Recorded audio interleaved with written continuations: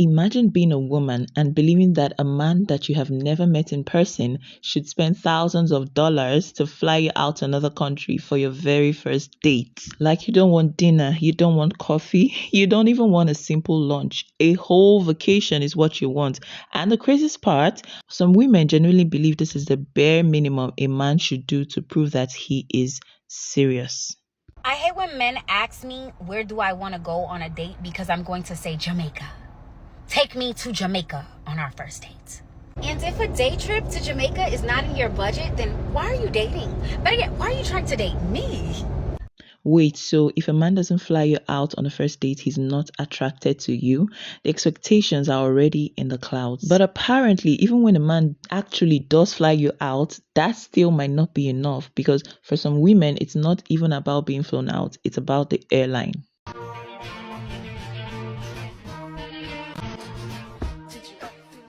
Let's take a brief moment to just appreciate this for what it really is, shall we? So a man likes a woman so much that he's willing to spend his own hard-earned money to fly her out to see him. Now, I'm sure a lot of women would be rather flattered and very appreciative of the amount of effort that a man is willing to put in just to see her and to spend some time with her.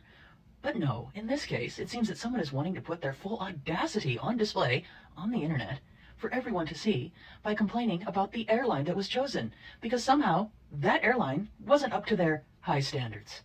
It's no small wonder that a lot of men aren't putting forth the effort that a lot of women wish that they would, or any effort at all, because this is the reaction that they're getting and that they are seeing. But let's even ask an uncomfortable question. When a man flies a woman out for a first date, is it really a date, or does the plane ticket come with an unspoken price tag? Say this, don't invite me to your crib on the first date. That's disrespectful. But hey, if you want to fly me out of the country for a first date, that's totally understandable. What the kind of? How do we add this up? You want to go on a flight and stay in the same room with me? It's time. Wait, don't say it again. A woman should not go on no flight with a guy if she's not giving it. Yes. Do not waste that man time. You flew somebody out before? Oh, yeah. Do you expect coochie when you fly them out? As soon as I book your seat.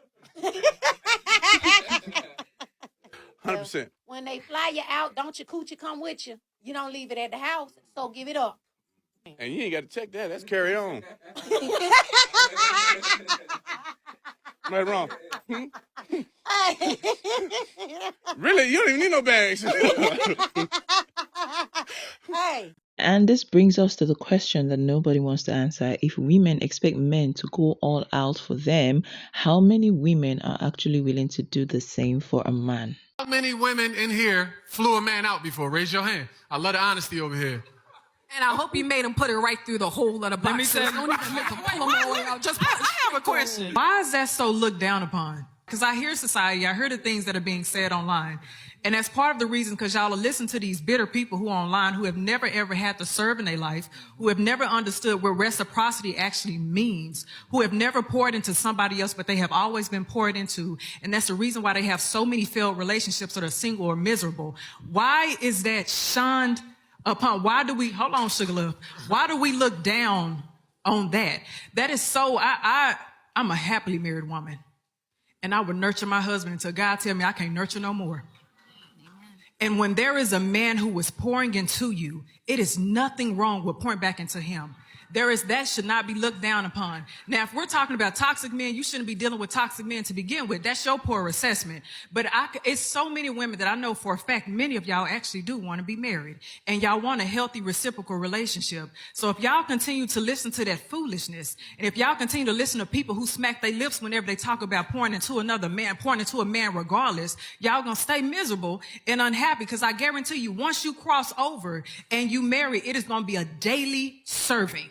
It is going to be a daily pouring into. And you can't do something as minor as flying somebody out. Are y'all serious? Can I add a little context? I got a little context too, because I think that's the issue. Yeah, I think we need to add a little context, right? We're not talking about our husbands, all right? Right. We're not talking about somebody we've been dating consistently. All right, so you shouldn't be doing that. When we normally talk about flying out, it's like a first link type thing. Literally. Or a first Why are link. you doing that to begin with? You haven't made the proper assessment. No, we can't keep using that as the standard. That's what a fly out is. But we can't be using that as the standard. That's you.